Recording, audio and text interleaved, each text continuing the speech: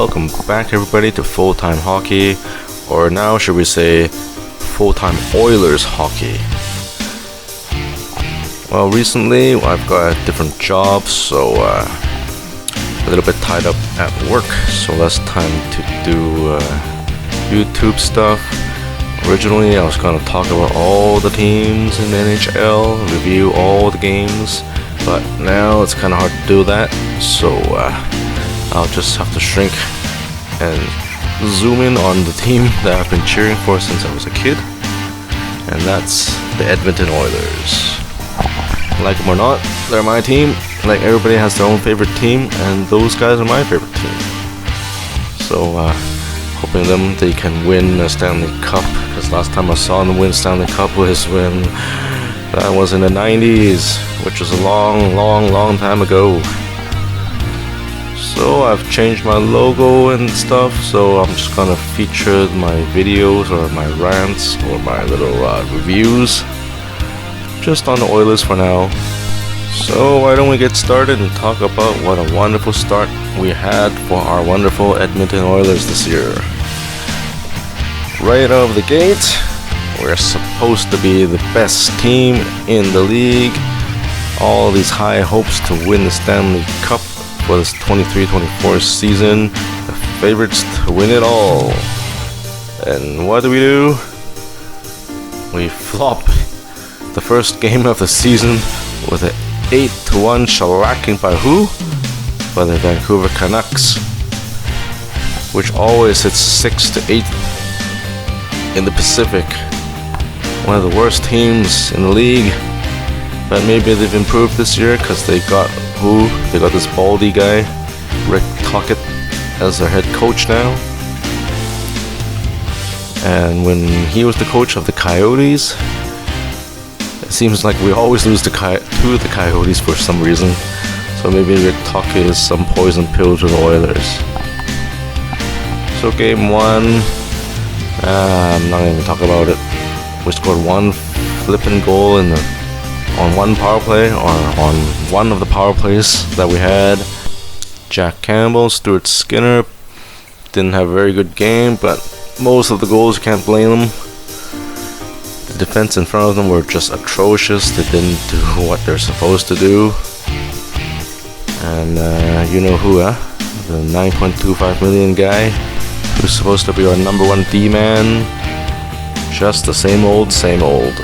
I'm not looking too forward to this year for any defense or any improvement to the defense, because I don't think that guy has improved at all. Now that there's supposed to be a new system or new systems in place, that'll probably screw him up even more, because he can't really think clearly what he's supposed to do, where he's supposed to stand. Anyhow, just have to bear with him, because I don't think we'll have any method to get rid of this guy. Nobody's gonna take his humongous cap hit, I don't think. So we lose 8-1 against the Vancouver Canucks on opening day. So we play them again earlier today, and we're supposed to get a comeback win, take our revenge, show them what the Oilers are made of, this number one team. But we failed again. So we dropped 2 in a row to the Vancouver Canucks. 0 points so far, 2 games played. Meanwhile, they won both the games they've played against us, so they got 4 points. Even though today we had outshot them 40-16. 40 freaking shots to 16, and we still lost. With 7 power plays, they had 3. They scored on 1 of them. We scored only 2 out of the 7. So that drops our number 1 power play from last year to only 28.6% for this game. But geez, we didn't play too bad. It wasn't a very bad game, not like game 1. We scored the opening goal, Draisaitl pushes us in after a big scramble. We're all happy, but then in the same period, we let them score 2. And then we tie it up. We tie it back up in the second period.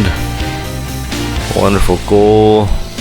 Who was that? Who scored it? McDavid, captain, gets our 2-2 tie. And guess what? A few moments right after that, Mr. Warren Fogle and crew decide to rush up the ice. He takes this huge shot, which misses or whatever, bounces somewhere, goes ricochets all the way back to the Oilers zone, while Cody Ceci and Darnell Nurse rush up into the Canucks zone.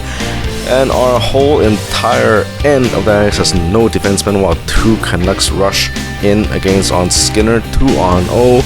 Pedersen has somebody trailing him. I forgot who. I think it was Nurse.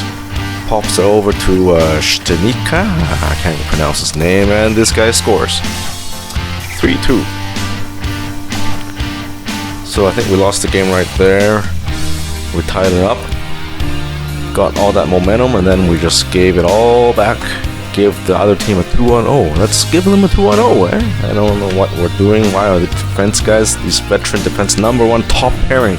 Hey, let's leave our zone. Let's go all the way into the other guy's zone while we don't even have the puck. That's a good idea, ain't it? So 3-2, and then we get another power play. Actually, the refs were kind of in the Oilers' favor tonight. 7 power plays.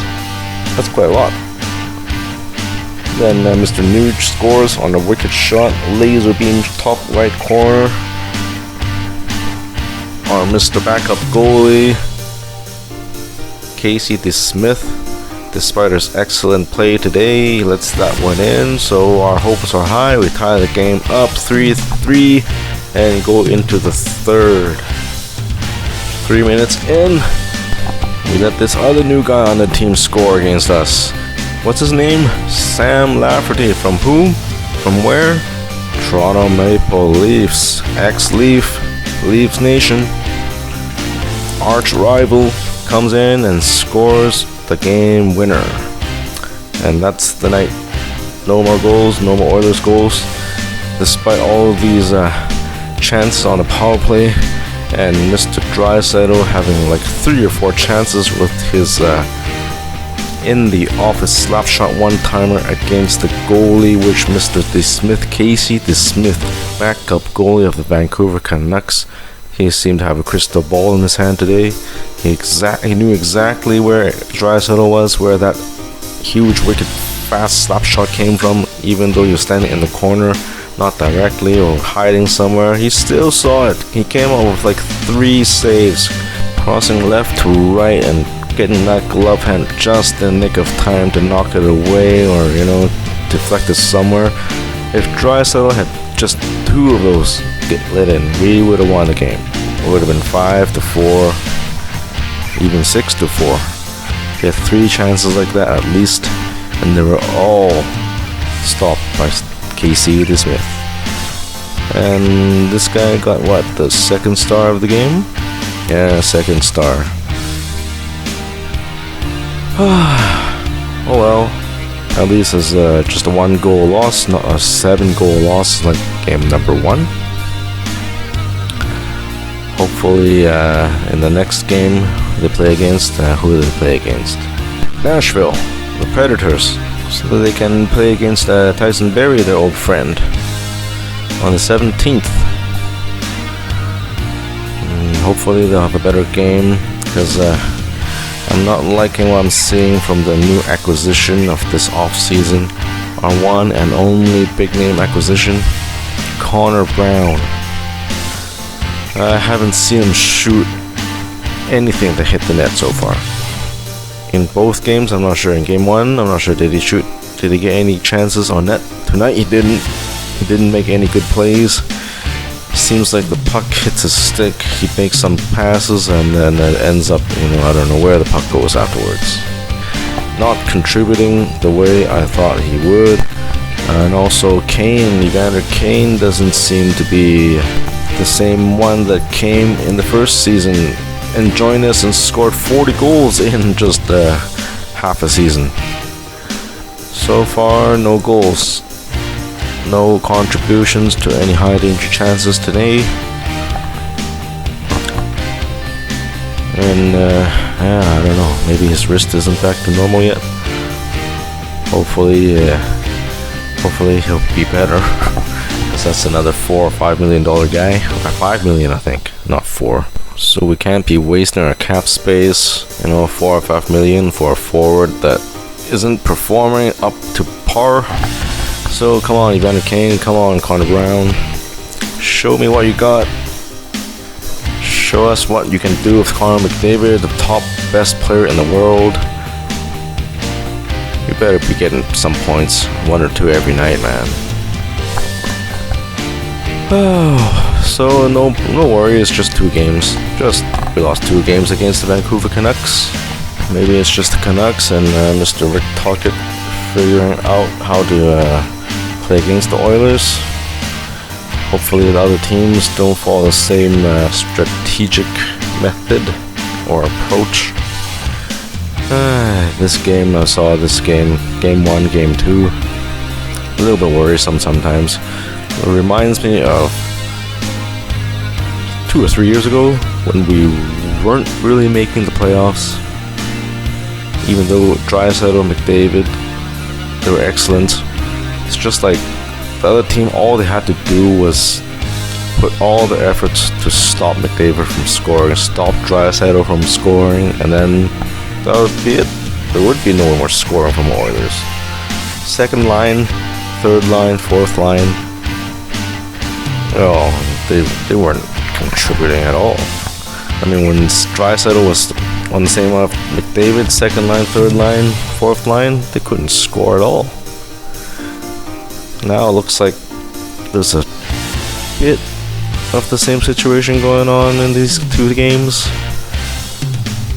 Maybe they're just too excited, too much partying, or maybe they're not getting good sleep or something. Come on, it can't be like this. We're supposed to be the best team in the league.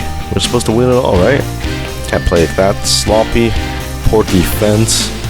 You know, even the goals they scored today, like, yeah, except for the one by Nuge, those other 2 are kind of ugly goals.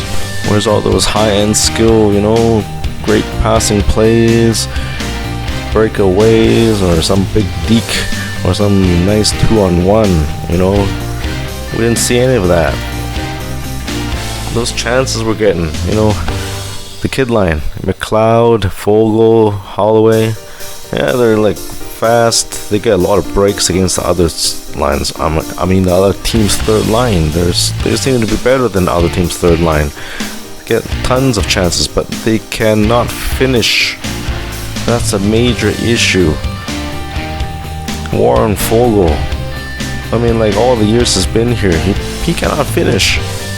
Breakaways, shots, whatever, dekes, he cannot finish. That guy has like no scoring luck or whatever. I don't know what's wrong with him. I don't think we'll be seeing him anymore after this year or whenever his contract's up. For $2.7 million or $3 million, this guy is doing nothing. What's this difference between him and Derek Ryan or whatever 4th line guy making $800K or $1 million? Why we gotta pay him 3 times more for, you know, 0 input or 0 output? Tonight that 2-on-2, you know, not 2-on-2, 2-on-0 on 2-2. Just when the score was 2-2. Why the hell he shoot that puck like that? Didn't he see his other 4 teammates, 4 freaking teammates all in the same zone? You know, he could have made some passing play. He could have recognized there's nobody in his own D zone. So you better not screw up with a shot and then let the puck ricochet all the way back. Jeez, you know, use some hockey IQ. Think before you do it, eh? You know, it's a fast sport, but you know, it's not fast like that. You know, you can't just do whatever you want and not pay attention to the situation where all your teammates are, you know. Think. Anyways, tonight, 1 goal game, it could be accepted, but I think, in my opinion, we could have won. If Draisaitl had 1 or 2, you know, of those one-timers go in, and if Mr. Warren Fogle, Darnell Nurse, and Cece didn't make that pinch play and leave their own zone open, you know, that's 1 less goal for the Canucks. Maybe we could have gotten 3-3 all the way to the 3rd period. go overtime. You know, overtime we should win, right? We got the best 3 players, or best whatever players on our team. 3-on-3, we got a good chance. But nope. We couldn't get one more goal in the third. Couldn't tie the game up. So we let the Canucks take away 4 points. But we shouldn't be too worried, I think. We still got 80 games left in the pocket. Next week we play the Predators, Philly, Winnipeg. I think Winnipeg probably is the best of the 3. And maybe we can get 4 to 6 points back in the bank. 3 wins in a row would be nice. And what's the 4th team we play? Let's see. Mini, I don't think we can win. I don't know, something wrong with that team. We can't beat them. I don't know why. If they're good, if they're bad, we cannot beat them. I don't know if it's the defensive system or whatever they play. We can never beat the Minnesota Wild. So I'm putting that as an X. And then New York Rangers, that should be a good battle. 50-50. We don't know who's going to win. Both teams are kind of the same in the makeup. Got really high-end guys, and they got really low-end guys making weird mistakes all the time. So every 2 days we've got a game playing. It's gonna be a busy week next week or next 2 weeks. Alright, so that's it for my rant tonight. Hopefully in the next podcast or our next visit, I'm gonna be a happy man because I'm gonna see these Oilers win their first game of this season, and we'll have something positive to talk about. Alright, hope you guys enjoyed. Please consider to like and subscribe and share if you find my talk a little bit interesting. And you can always comment in the messages below, and hopefully I'll have time to reply. Thanks for joining me once again, and we'll see you next time. Goodbye.